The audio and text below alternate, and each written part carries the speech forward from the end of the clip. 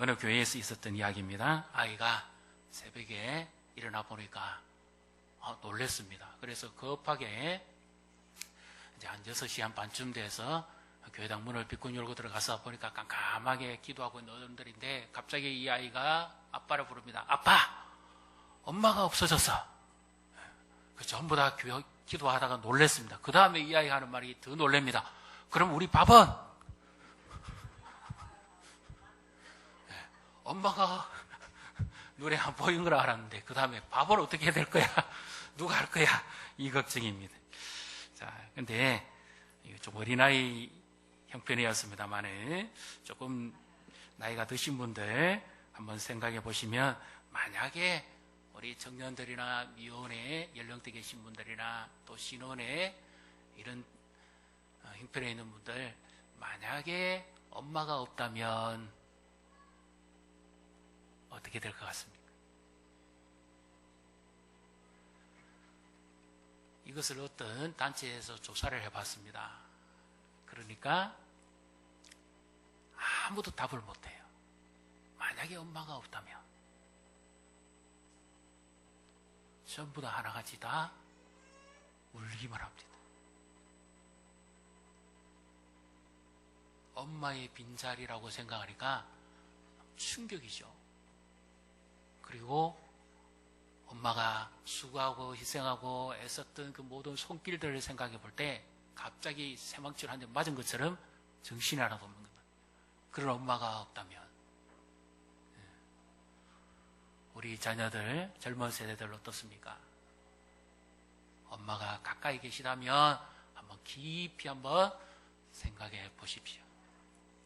그리고 이런 질문을 했습니다.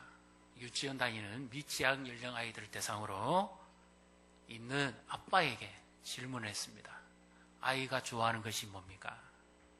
아이의 사진을 스마트폰이나 수첩에 어디에 보관하고 있습니까? 그리고 그 아이가 그러니까 최근에 그 아이를 차고 있는 모습을 본 적이 언제입니까? 그런 질문을 했습니다. 그러니까 아빠들이 나름대로 대답을 합니다. 그런데 문제는 그 다음입니다. 똑같은 질문을 뒤집어서 드리겠습니다. 최근에 아버지와 함께 있었던 시간이 언제입니까? 아버지의 주무시는 모습을 본 순간은 언제입니까? 아버지의 사진을 스마트폰이나 수첩에 넣고 자주 본 적이 있습니까? 아버지가 무엇을 좋아하시는지 알고 있습니까? 지금 아버지가 어떤 생각을 하고 사시는지 깨뚫고 있습니까? 이 질문에 제대로 대답하는 사람이 한 사람도 없었습니다. 아버지는 늘 곁에 계시고 도움이 되시는 분이지만 그러나 막상 효도해야 되는 걸 알면서도 그 아버지에 대해서 내가 구체적으로 무엇을 하고 있었는지 바쁘다는 핑계로 그 아버지가 주무시는 모습을 최근에 본 적이 언제냐? 기억이 가물가물합니다. 주로 명절 때는 한번 방문하지요. 그러나 같이 사는 자녀가 아닌 다음에는 기억이 영 거릿합니다. 그래서 우리 아버지 한 가정의 부모님들 얼마나 수고를 많이 하고 애를 쓰십니까? 그래서 오늘은 하나님께서 우리에게 부모를 통해서 이 땅에 태어나게 하신 그 은혜를 깨닫게 하고 그리고 어버이를 공경하라고 하신 하나님의 말씀을 통해서 우리에게 더 큰 아버지가 계시다는 것, 그것을 우리가 말씀을 통해서 깨닫고 우리가 부모를 공경하고 그 말씀에 순종하며 또 하나님이 기뻐하시는 그런 아름다운 효도를 해서 삶의 열매 맺으시기를 주님의 이름으로 축복합니다. 오늘 우리가 함께 읽었던 이 말씀에서 사무엘이 어려서부터 하나님의 성막에서 엘리 제사장 밑에서 자랍니다. 그래서 그 아이는 집에서 자라지 않고 약속했던 대로 어머니 한나가 기도해서 얻은 아들이고, 그리고 하나님께 제가 반드시 이 아이를 도로 돌려드리겠습니다. 오늘 우리 본문에 나오는 보면 바친 아들이라고 되어 있습니다. 21절에 20절이죠. 바친 아들이라고. 그래서 엄마 한나가 직접 키울 그 시기는 지나갔습니다. 이 작은 에봇을 입고 해마다 겉옷 속에 입는 청색 옷이 있습니다. 그 옷 안에 입고, 그리고 이제 제사장이 에봇을 입는데, 작은 에봇을 입었다 그랬으니까 아직까지 사무엘이 다 성장하지 아니했습니다. 꼬마라고 생각하면 됩니다. 그러나 뭐 기저귀 못 가는 그 정도는 아니고요. 아주 작은 꼬마 때의 이 사무엘이라고 생각해 보면 되겠습니다. 자, 그래서 이 사무엘이 점점 이제 자랍니다. 그리고 그가 모든 것을 이제 깨달아가기 시작하는데요. 자, 21절을 우리 같이 읽습니다. 21절. 여호와께서 한나를 돌보시사 그로 하여금 임신하여 세 아들과 두 딸을 낳게 하셨고, 아이 사무엘은 여호와 앞에서 자라니라. 아멘. 여호와 앞에서 자란다는 말은 물론 신체적으로도 자란다는 의미인데, 여기서 자란다는 의미의 특징은 마음적으로도 자라고 영적으로도 자라가는 겁니다. 제사장 밑에서 하나님을 배우고 하나님의 말씀을 배우면서 자라가는, 이것이 더 핵심적인 자라납니다 하는 거죠. 그래서 누가복음에도 보면 예수님은 하나님과 사람 앞에 그 키와 지혜가 자라가며 사랑스러워지시더라. 똑같은 표현입니다. 그러면 요즘 부모들의 하나의 공통점이 있죠. 전부 다 뭡니까? 내 아이를 어떻게 양육할 것인가 하는 겁니다. 이것이 가장 큰 대두적인 가정의 문제죠. 지금 우리나라의 현실적인 문제이기도 하고. 그래서 어떻게 해서든지 부모는 자녀를 잘 키우고 싶고, 더 나은 환경에서 가르치고 싶고, 보란 듯이 당당하게 큰 인물로 만들고 싶은 겁니다. 그리고 부모의 바람은 뭡니까? 자기 일을 담대 자기보다도 더 나은 자녀의 인물을 길러내고 싶어 하는 것이 부모의 바람이고 소원이죠. 그런데 하나님이 이 한나에게서는 이 젖을 떼자마자 사무엘을 하나님이 직접 성막에서 가르치고 자라게 하시는 겁니다. 부모의 바람이 뭐예요? 그 아이를 곁에 두고 이렇게 돌봐주가면서 애써가면서 이렇게 키우고 싶은 거 아닙니까? 그런데 왜 하나님은 오히려 이 가정에는 그 소원조차도 이루어지지 않게 합니까? 부모는 다 자기 나름대로의 양육 방식이 있습니다. 자기에 대한 생각이 있어요. 그래서 어른들하고 자주 다투기도 하지요. 할머니한테 가면 다 되는데 엄마 아빠에게 가면 안 됩니다. 이런 것들이 벌써 충돌이 나기 시작하는 거죠. 하물며 하나님이 이 사무엘을, 한나가 기도해서 낳은 하나님이 응답으로 주신 이 아들을 하나님이 그 어머니에게서 떼서 하나님이 직접 가르치시려고 하시는 거죠. 그 양육법까지도 하나님이 간섭을 하십니다. 어쩌면 이거는 좀 너무 지나친 간섭이 아닐까요? 엄마가 나왔으면 그 자녀를 두고 보살피고 가르치고 싶은 거, 그건 누구나 엄마의 마음 아닙니까? 근데 하나님이 그것까지도 바꿉니다. 왜 그렇습니까? 엄마 한나와 아빠 엘가나가 원하는 아들이 아니었기 때문입니다. 그 시대에 누구나 다 원하는 그런 아들이 아니라 하나님이 주시고자 하는 아들을 주시기 위해서 하나님이 그를 태중에서부터 간섭하셨고, 하나님의 때에 그들이 생각하지 아니한 아들을 구하도록 하나님이 인도해 가신 것이죠. 그래서 사무엘은 사실 어머니 한나의 기도가 없었다면, 물론 하나님의 섭리입니다마는 어머니의 기도가 없었다면 이 땅에 태어날 수조차도 없는 아들이었어요. 우리의 신앙의 부모님들의 기도가 있었기 때문에 우리가 이 땅에 태어났고, 그리고 하나님을 알아가고 예배하는 줄로 믿습니다.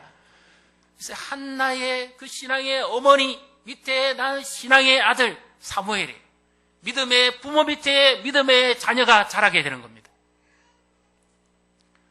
그래서 우리 어르신들이 자녀를 양육하면 얼마나 고생하고 애를 많이 썼습니까?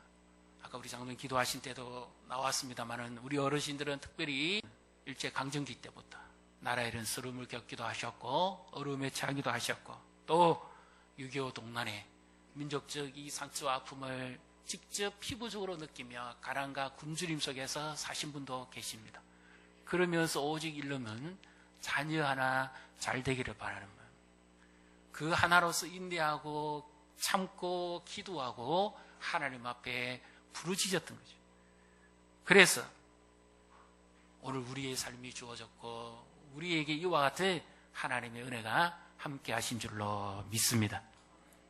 그래서 우리 부모님들을 공경하는 것, 약속 있는 첫 계명이라고 합니다. 이 공경은 무겁게 여기라는 거예요.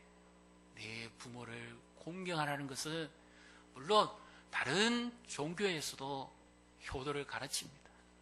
그러나 성경이 말씀하는 하나님이 10계명 중에 제5계명에 내 부모를 공경하라.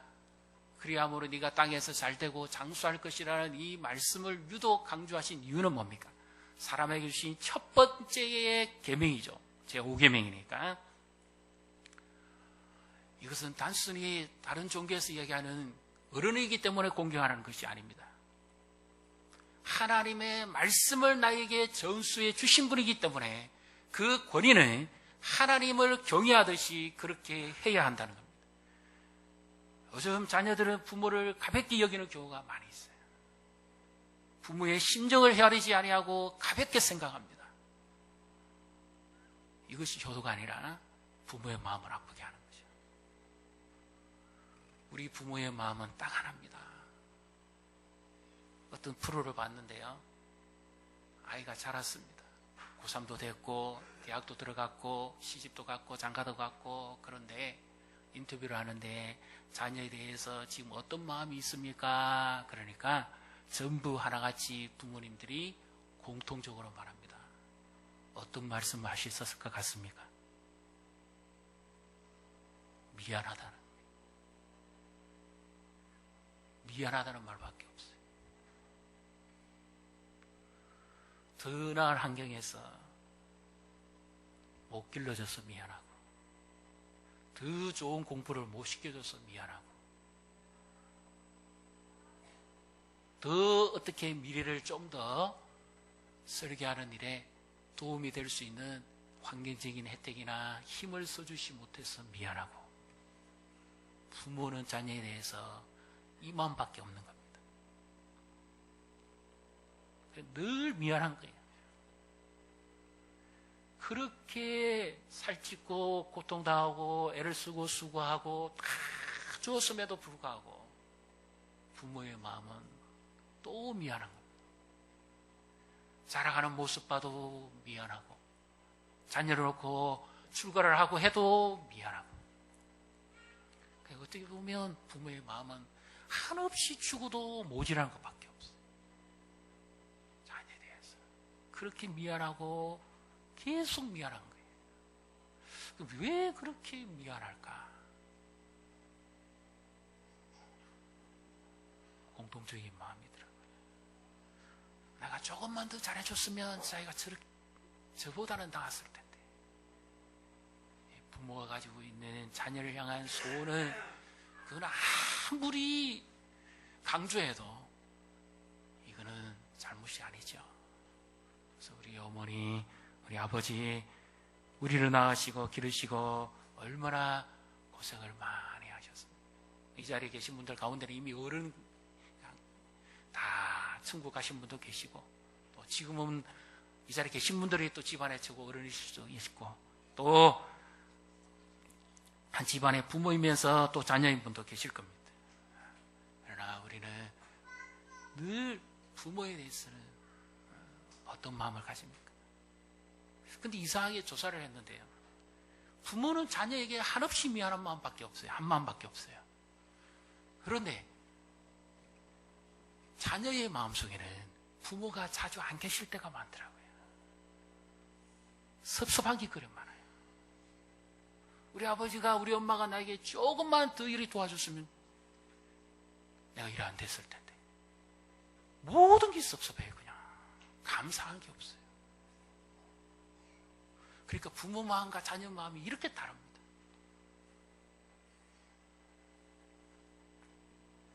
그래서 말하기는 우리는 부모 없이는 이 땅에 태어날 수가 없었습니다. 부모는 우리가 선택할 수 있는 게 아니에요. 하나님이 우리에게 맺어주신 가장 첫 번째 관계지요. 그 다음에 자녀도 우리가 선택할 수 있는 건 아닙니다. 하나님이 우리의 가정에 선물로 주신 것이지 우리가 그 자녀를 선택하거나 바꿀 수 있는 그런 권리도 우리에게는 없습니다. 하나님 우리에게 선물로 주셨기 때문에 우리가 받아서 하나님의 자녀로서, 하나님의 기업으로서 우리가 가르치고 훈계할 뿐이죠. 우리의 소유가 아닌 겁니다. 그래서 우리 부모들은 얼마나 애를 쓰고 수고를 많이 하셨습니까? 그럼에도 불구하고 늘 미안한 것밖에 없는데 자녀들은 이 부모의 은혜를 가볍게 여기고 잊어버릴 때가 많습니다. 까마귀는 자기가 어렸을 때는 어미가 주는 거 먹다가 나중에 어미가 늙어서 날개짓할 만한 힘이 없으면 먹이를 잡아다가 어미를 섬기는데, 우리는 하나님의 형상대로 지음받은 사람인데 우리를 통해서 하나님의 형상을 이루어가실 그 하나님이 약속하신 계명, 이것은 얼마나 참된 진리냐 말이죠. 그래서 이것은 성경의 역사가 증명합니다. 이스라엘의 역사를 보면 하나님을 잘 섬기고 부모를 공경한 왕들은 그들의 왕위가 길고 그들의 삶이 평탄합니다.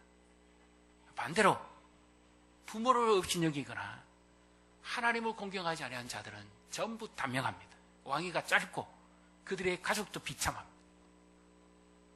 그래서 이 부모가 같이 계시다는 거, 이것이 얼마나 귀중한 축복인지 모릅니다. 솔로몬이 처음에는 그렇게 하나님을 잘 섬기다가 지혜롭게 하다가 아버지 다윗이 생각보다 너무 빨리 하나님이 데려가시는 바람에 그의 말로는 비참했습니다. 내 부모를 공경하라. 그리하면 네가 잘 될 것이다. 장수할 것이라는 것은 육체적인 생명뿐만 아니라 하나님께서 그에게 주신 이 모든 날들이 길어질 것에 관해서도 말씀하는 겁니다. 말씀을 지키는 자에게 하나님이 주시는 은총이고 축복이죠. 그래서 우리 부모에게 어떤 마음을 가지고 공경하고 예를 갖춰야 되고, 또 하나님께서 원하시는 것이 무엇인지, 그래서 이것은 단순히 종교적인 사상적 가르침이 아닙니다. 왜냐하면 바로 가장 큰 아버지가 누구신가 하는 것을 깨닫도록 하기 위한. 바울은 우리가 흔히 아는 대로 결혼도 하지 않았어요. 자녀도 안 낳았습니다. 그가 어떻게 부모를 공경하라고 할 수 있습니까? 물론 자기의 부모는 있었겠죠. 그러나 예수님을 통해서, 예수님을 만난 은혜를 통해서 그가 하나님 아버지가 얼마나 크신 분인가 하는 것을 비로소 깨달았어요. 그래서 우리 부모를 통해서 하나님의 말씀을, 하나님 아버지가 어떤 분인가 하는 것을 깨닫도록 해주시기 위해서 네 부모를 공경하라고 말씀한 겁니다. 부모를 섬겨보고 부모에게 중심으로 해보는 자녀는 하나님의 그 마음도 알게 되고 하나님도 더 바르게 섬길 수 있기 때문이죠.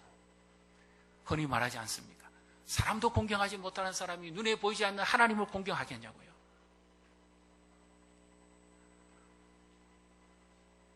부모에게 효도도 못하는데 눈에 보이지 않는 하나님께 공경하겠습니까? 역설적으로 말씀드립니다. 하나님을 알면 알수록 부모를 공경하고 사랑하고 섬기게 되는 것이 진리인 줄로 믿습니다. 우리 부모님을 마음에 두고 계신 분 계실 겁니다.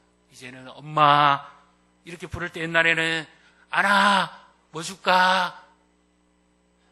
그 정다운 음성도 이제는 마음에만 있고 생전에 얼굴을 뵙지 못해요.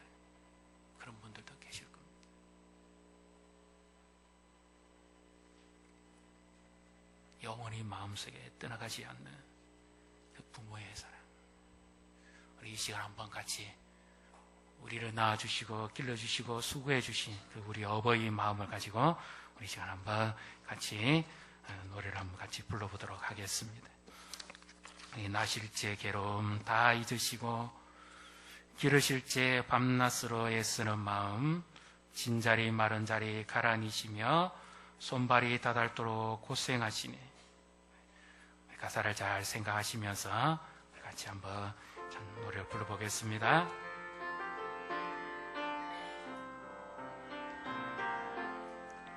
나실제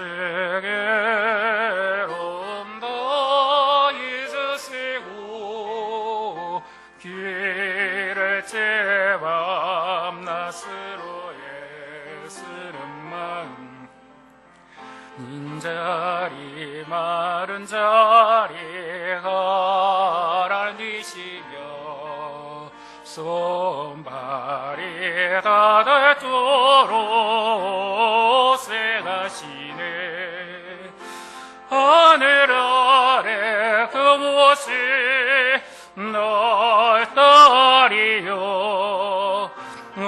어머님의 이생을 아이 없으라.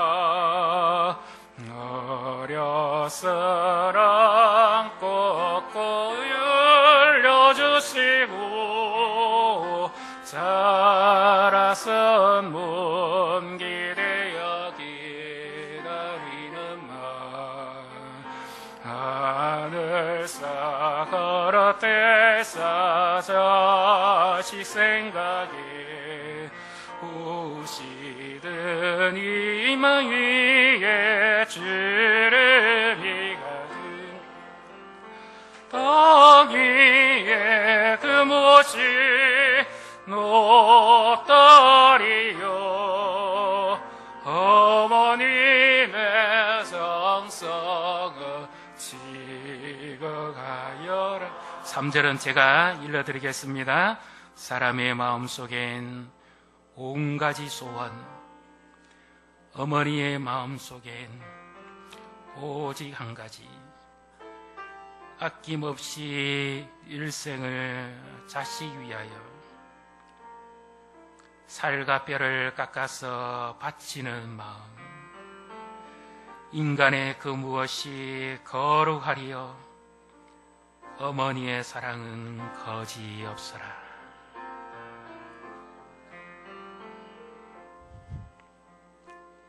죽어 또 죽어도 모지라고 늘 자녀 보기에 미안한 것밖에 없는 부모님들이죠. 못다한 효도 때문에 마음 아프고 힘들고, 우리 부모님들이 생각보다 그래 오래 기다리시지 않습니다.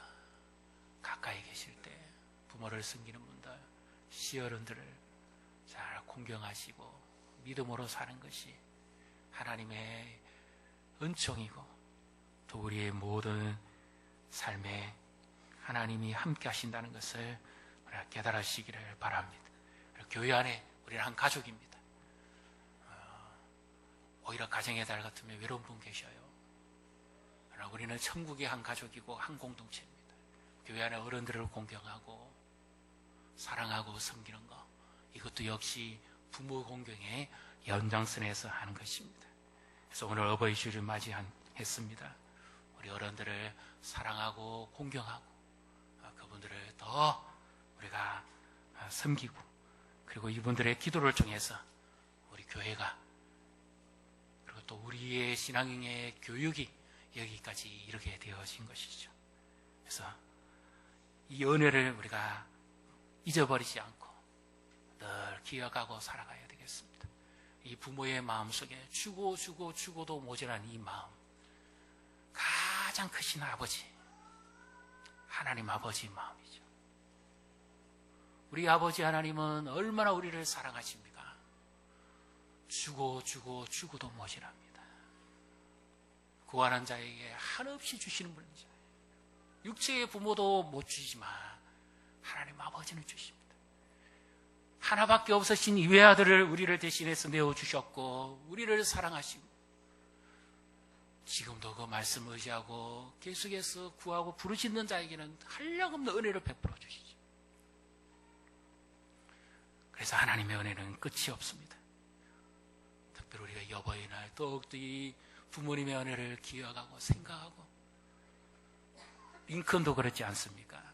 하나님이 그에게 주신 것은 너무나 짧게 모실 수밖에 없었던 어머니, 그리고 지독한 가난밖에 없었습니다.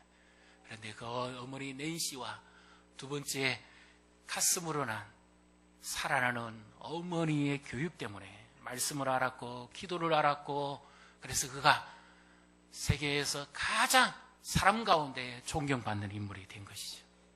하나님의 사람이 되는 겁니다. 우리의 자녀들, 우리 부모의 기도를 먹고 자랍니다. 부모의 사랑과 희생을 먹고 자랍니다. 더 늦기 전에 가까이 계실 때 효도하고 섬기고 시어른도 섬기고 하나님이 기뻐하시는 이와 같은 아름다운 삶을 사시기를 주님의 이름으로 축복합니다. 우리 교회가 더욱더 하나님 보시기 아름다운 가족 공동체가 되고 하나님 원하시는 복을 누리시기를 주님의 이름으로 축복합니다.